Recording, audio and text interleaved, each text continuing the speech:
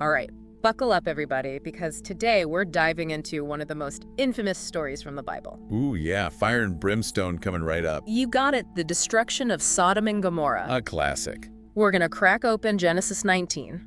Okay. And trust me, there's way more to the story than you might think. Oh, I bet. It's been interpreted and reinterpreted for centuries, but it still packs a punch, you know? Yeah, for sure. So picture this. Sodom, the sun's setting, and we find Lot hanging out at the city gate. The city gate. Interesting. Right. It wasn't just some random spot. No. It was like the social hub, the marketplace where everything went down. Deals were made, news was spread, the whole bit. Exactly. Yep. So what's Lot doing there? What does that tell us about him? Well, it suggests he wasn't just some nobody, right? He was probably a prominent figure, maybe even a leader in the community. Okay, I like that. Now, into this bustling scene come two strangers. Who we later find out are angels, right? Exactly. But for now, they're just two guys passing through. And Lot, good guy that he is, insists they stay at his place. Hospitality was a big deal back then, almost sacred.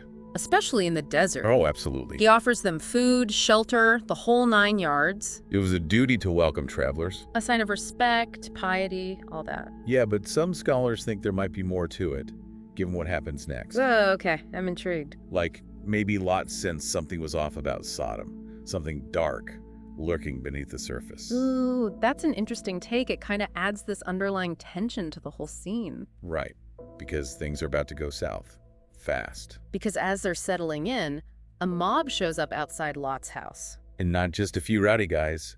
We're talking the men of Sodom, young and old, demanding Lot hand over his guests. It's pretty horrifying. Absolutely, their intentions are clear. They want to sexually assault these strangers. It's a brutal depiction of just how depraved the city had become. Like this wasn't just a few bad apples. It seems like this behavior was deeply ingrained in their culture. Ugh, it's hard to even imagine. Yeah, it paints a pretty bleak picture. So Lot, in a desperate attempt to protect his guests, He does something shocking. he offers the mob a horrifying alternative, his own virgin daughters. It's a moment that sparked debate for centuries. Trying to understand it in its historical and cultural context is key. Of course, though it certainly doesn't excuse it. No, not at all. But it does reveal the extreme pressure Lot was under, the terror. And it forces us to confront the brutal realities of that world. Definitely not an easy moment to process. It leaves you with more questions than answers, for sure. Sure. But thankfully, the angels step in. Divine intervention to the rescue. They strike the mob with blindness, protecting themselves and Lot. Boom. A glimpse of their supernatural power. Right. It's a clear sign that things are about to escalate. Big time. And then they drop the bombshell. God is going to destroy Sodom. Because of its wickedness, its depravity. They talk about this outcry against the city reaching God's ears. Implying that the suffering wasn't just contained within Sodom's walls. It had a ripple effect. So the destruction, it wasn't just about punishing a few people. It was about addressing a much wider impact. Okay, so Lot immediately tries to warn his sons-in-law, urging them to flee. But they laugh it off. They think it's a joke. What does that tell us? I think it speaks volumes about Sodom's state of mind. How so? They were so accustomed to their way of life, so blind to their own corruption. That they couldn't even fathom the possibility of facing consequences? They were completely out of touch with reality. It's a chilling reminder that we can become so comfortable in our own bubble, That we miss the bigger picture. even when the warning signs are staring us right in the face. You said it. And so the stage is set for this dramatic escape as dawn breaks. The angels practically dragging Lot and his family out of the city. And then, of course, there's Lot's wife. Oh yeah, the infamous pillar of salt. It's such a powerful image. What do you make of it? It's a stark reminder of the consequences of disobedience. Clinging to the past even when it puts your future at risk. Some scholars see it as a longing for her old life. A rejection of God's plan for her. So it's not just about physically turning back. It's about a deeper hesitation, a lack of faith in the path ahead. Meanwhile, Abraham is watching from afar as fire and brimstone rain down on Sodom and Gomorrah. He sees the smoke rising, a tangible sign of their destruction. It's almost like a physical manifestation of the consequences of their actions. Right, there's no escaping it. And it sets the stage for Lot and his daughter's journey as they try to pick up the pieces and rebuild their lives. Right, the aftermath of this devastating event. But you know, there's another crucial character we haven't really touched on yet. You know that? Abraham. Yes, the patriarch.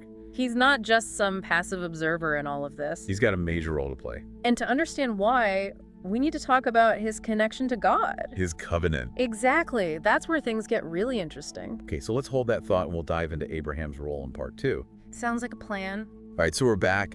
And, as we really dig into this story, the scale of the destruction is just immense. I know, right? It's hard to wrap your head around it. It really is. We're not talking about a small village here. No. Entire cities wiped off the map. Gone. Just like that. And the text doesn't shy away from the details. No, it doesn't. It describes brimstone and fire raining down from heaven. That's some serious imagery. Oh yeah, and it's not just about physical destruction. Right, there's a deeper meaning there. It evokes this sense of overwhelming divine power, judgment. Fire and brimstone, those words have weight. They do. They appear in other ancient texts too. Oh, really? Often symbolizing divine wrath, tapping into those deep cultural fears. About the consequences of defying the gods. Exactly. It makes you think about how people back then would have heard this story. Oh yeah, it wouldn't have just been a story. No, it would have felt real, immediate. A warning, a reminder of the power they believed resided in the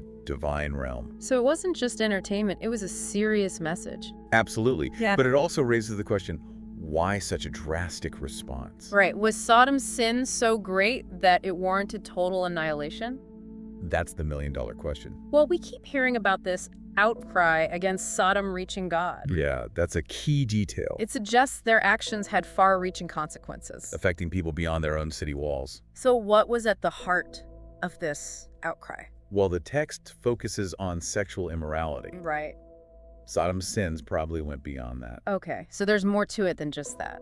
Think about the mob at Lot's door. Their aggression.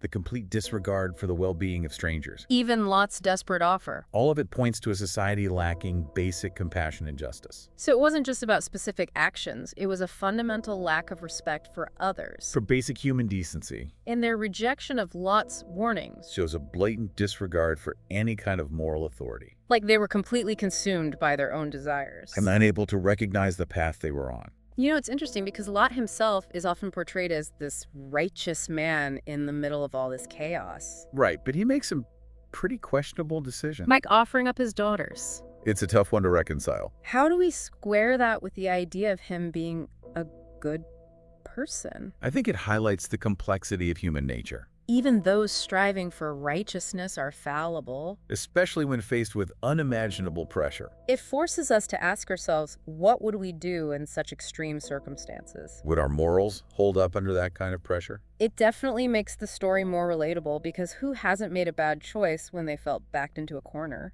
Right, it reminds us that good and evil aren't always so clear-cut. There are shades of gray. Sometimes even the righteous can stumble. Speaking of stumbling, we can't forget about Lot's wife. The pillar of salt. Such a visceral image. It sticks with you. Why do you think her looking back was such a big deal? It wasn't just about physically turning around. Some scholars suggest it represents a deeper longing for her old life. A rejection of God's plan for her future. A lack of faith, clinging to the familiar even when it's harmful. So it's not just about following the rules blindly. It's about trusting in something beyond what we can see. A cautionary tale about letting our attachment to the past hold us back. From embracing what could be. And this brings us back to Abraham. Our main man. He witnessed the smoke rising from those destroyed cities. A stark reminder of the consequences of unchecked wickedness. His role in this story is so much more than that of a distant observer. You mentioned earlier that he had this special connection with God. New covenant. Right. God promised Abraham countless descendants, a land of his own, and a blessing that would extend to all nations. Wow, that's a big deal. It is. It underpins the entire biblical narrative. And it's within that context that the story of Sodom and Gomorrah takes place. So the destruction of these cities isn't just some random event. It's happening within this larger framework of God's plan for Abraham and his descendants. It's all connected. Precisely. And this makes Abraham's reaction to the impending destruction even more significant. Okay, I'm all ears. Tell me what happens next. All right, so we left off with this impending doom, and Abraham's got this special covenant with God. What's his reaction to all of this? It's pretty amazing, actually. He doesn't just sit back and accept it. He questions God's decision. Wow, he challenges God directly. He does. He pleads for Sodom and Gomorrah, asks if God would spare the cities, if even a small number of righteous people could be found. He's bargaining with God. Yeah, it shows his deep faith, but also this strong sense of justice and belief in mercy. He's not just blindly following, he's really wrestling with this. He is. It's like this moral wrestling match. It makes you think about how we approach our own faith. Are we willing to question things, to wrestle with those difficult concepts? That's a great question. And remember, this isn't just some theoretical debate for Abraham. Right, his nephew Lot is in Sodom. Exactly. So it's personal. He's not just advocating for some abstract principle. He's fighting for his family. It adds this whole other level to the story. It does. And even though the cities are ultimately destroyed, Yeah. God does listen to Abraham. He does. He makes sure Lot and his daughters are spared, So even in the midst of judgment, there's mercy. especially for those connected to Abraham. It really shows how important that covenant is. Yeah, absolutely. It shows that God is faithful to his promises, even when faced with overwhelming wickedness. And it highlights the power of intercession. Like Abraham speaking up actually made a difference. It did. It makes you wonder about the ripple effects of our own actions, you know? Yeah, like if we speak up for what's right, maybe we can make a difference too. It's a powerful thought. Yeah, it is. When we connect all these threads, the destruction, the covenant, Abraham's intercession, the story takes on this whole new dimension. It's not just about the wickedness of Sodom and Gomorrah anymore. It's about faith, relationships, the power of prayer.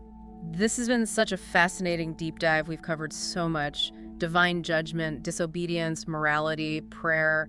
It's amazing how a story this old can still resonate today. I know, it really is. So what's the biggest takeaway for our listeners? I think it challenges us to think about our own concepts of justice and mercy. You know, how do we balance those two? It's a tough question. It is. It also reminds us that our actions have consequences, not just for us, but for future generations. That's a sobering thought. And maybe most importantly, it encourages us to think about our relationship with the divine. To engage in that dialogue, wrestle with the tough questions, and to have the courage to speak up for others. Exactly. It's a story that makes you think, maybe even challenges you to look inward. Maybe that's the point. These ancient stories, they're like mirrors. Reflecting our own struggles back at us. The story of Sodom and Gomorrah, it's not just about a distant past, It's about the human condition. in all its messiness and beauty. So we'll leave you with this. What if the story of Sodom and Gomorrah isn't just a warning from the past, but a call to action for the present? A challenge to be more compassionate, more just, more willing to stand up for what we believe in. Something to think about. Until next time, keep exploring, keep questioning, keep diving deep.